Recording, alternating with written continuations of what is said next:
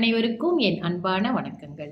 இன்றைய பதிவில் 11ஆம் பாவத்தில் ராகு பகவான் என்ன செய்கிறார் என்று பார்ப்போம். உங்களுடைய ஜாதகத்திலே நீங்கள் லக்னத்தில் இருந்து எண்ணும் பொழுது உங்கள் லாபஸ்தானம் என்று கூறக்கூடிய 11ஆம் இடத்திலே ராகு இருக்க பிறந்த ஜாதகரின் அமைப்பு எப்படி இருக்கும்னா, இவர்கள் தந்தைக்கு ஏதாவது ஒரு கண்டங்கள் வரக்கூடிய வாய்ப்புகள் உண்டு.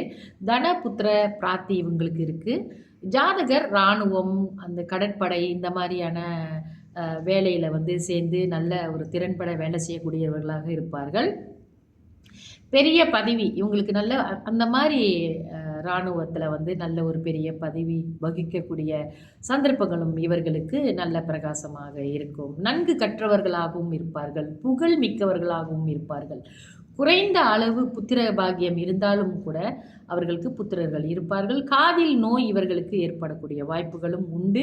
இவர்களுக்கு காதில் நோய் ஏற்பட்டால் நிச்சயமாக டாக்டரை போய் பார்த்து உடனே அதுக்கு தேவையான வைத்தியத்தை செய்து கொள்வது நல்லது.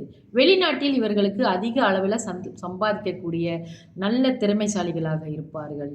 தீர்க்க ஆயுள் உள்ளவர்களாக இருப்பார்கள்.